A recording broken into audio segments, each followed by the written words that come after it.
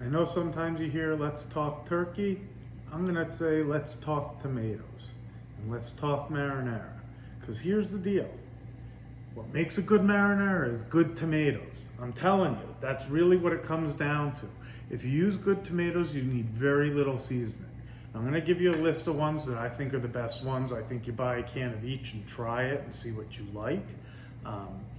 My personal favorite, now nobody sponsors anything. I've got like 10 followers, just beginning, so this is just my opinion, nothing about nothing. So the one I like the best is pastine. You got two options of like whole peeled tomatoes, or you can even get the kitchen ready one. If you pick up the kitchen ready one, you can almost open the can, pour it in and heat it up and just into a pot, and you're pretty much done. There's also Nina is a good brand, De Napoli is a good brand, Cento, which is a little bit more national, so you'll find them in your regular supermarkets. They make a decent tomato as well. And then if you want to talk about the different types of tomatoes, the one that everybody loves the best, myself included, is a San Marzano tomato. You just have to be really careful. I brought this company out on purpose. I swore I would never use them because they used to drive me nuts. Their whole label was just San Marzano, San Marzano, San Marzano, San Marzano, all along the side, implying that it was a San Marzano tomato. Well, these are grown in California. San Marzano tomatoes are only grown in Italy, and they have an official DOP stamp that you would see on the can that means like these came from the region in Italy where the San Marzano tomato is from. You know, Pastine has some, Cento, there's one or two other brands, and that's about it, because they buy those tomatoes in advance and it's owned and done. You can get San Marzano style tomatoes and some other ones, and maybe ones in California, and then to be fair, these guys make a decent sauce and a decent tomato, but I was so annoyed with the fact that they were trying to say it is a San Marzano tomato out of California. I'm a real principle type of guy. It drove me nuts. Now, I bought a couple of cans since they've changed the label. They still kind of try, because I can still see it says SM on there, but I'm going to try them and I'll give them another chance and see how it is in comparison to the others. Now, to give you an idea at the restaurant, now, those of you who don't know me, my name is Adam Kahn. Let me go back before I talk about the restaurant.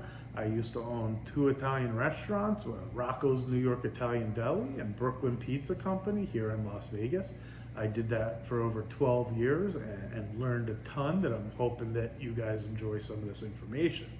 Now, when we did this at the restaurant, we did 2.5 cases. Each case has 6 cans of what are called number 10 cans, which are well over 100 ounces each, and there's about 6 of these cans in each of those. So we were using 6, 12, 15 cans in each pot that we were using. And then we took a 3.5 ounce souffle cup. That's it.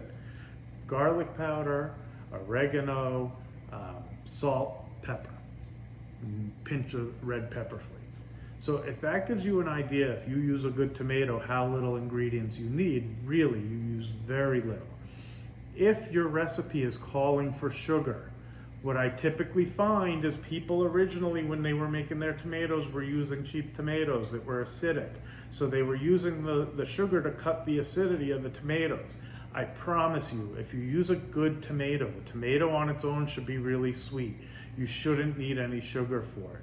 If you're adding sugar to good tomatoes, it's going to be overly sweet, and it's not how I would want it. So, same thing, a meat sauce, anything else, you want to buy something a little bit acidic because you're covering up with whatever, I understand. But if you want a straight base and just a sauce that's the right one, when your gravy is really good, it's really just about the tomatoes and not much else. So, trust me, get like Pastine kitchen ready, get some whole peeled tomatoes if you'd rather do it straight from like that. Take the whole peeled potatoes, forgive me, the whole peeled tomatoes, a pinch of salt, a pinch of pepper, a little bit of garlic, a little bit of oregano. Really, it's all you need. Cook it for at least 2, 3, 4 hours on a really low heat so it just keeps simmering. and then try it out. I think you'd really wow a bunch of people, and then you get to say you make your own sauce. And when I tell you like how easy it is, I mean, turn the flame on low and let it simmer. It's awesome. So give a thumbs up, subscribe, like, whatever it is, say hello, let me know your opinion, and let's chat a bit.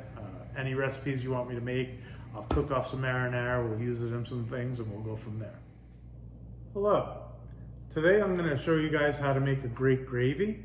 I know I did the video earlier, and I'm not sure if I'm going to post them together, if I'll post the one and then this one, where I talk tomatoes. So I'm going to try out this brand that I mentioned. Just going to open them up, pour them in here for now, and start warming them. I'm going to come back and show you what spices I put in and how little we actually use. And then we just cook it down for 3 or 4 hours from there, and you'll have the best gravy that you've had. Really simple, just good tomatoes and a few easy ingredients. I don't know how many of you have bought canned tomatoes and the whole peeled tomatoes and seen how they come out. So I'm going to bring the pot up close to the camera so you guys can just see. Essentially, it's like tomatoes and juice. And what I'll do is I'll start cooking them down, and then we just take something to mash them up and make them a little bit more like a gravy than the actual tomatoes. But they'll get real soft, they'll be easy to break up, and once we do that, then I'll show you the spices. Cook it for maybe 3 or 4 hours, so no reason to record the next 3 or 4 hours of you watching them cook. So, see you in a bit. Welcome back. So all that you guys have missed is essentially I just took those tomatoes, put them in a pot. Every, I don't know, half hour, I come around and I do this. You did miss me getting sauce all over my shirt. The nice thing is I had the same exact one because they were on sale, and I like the shirt. So, not that any of you needed to know that, but I was gonna record and I was covered in marinara. So, all I have is salt, oregano, garlic, black pepper. And I wanna show you how little I'm gonna add here. Good tomatoes, 1/4 teaspoon of each. That's it. Really, that's all you need. And then the time while it cooks, giving it a good 4 to 6 hours to marinate and sit is what's going to make your gravy just give it that great taste. The tomatoes themselves should be sweet enough and have the right flavor. If not, I'd recommend trying another tomato. But that's all you should need for the ingredients. Like, really, that's about it. I'll mash it up, I'll give it another hour or two, and then we'll be able to use it. And I can use that as my base for anything. Once our gravy's done, I can use that for vodka sauce. I can use that for pretty much anything I do that's gonna need a base. And I'll show you when it's done later today, I'm gonna make something with it as well. So again, subscribe, thumbs up, like, make comments. Really happy to see you all, and I'm happy to share some of this stuff. So I'm gonna hit pause now, gonna finish cooking, and we'll come back in a bit.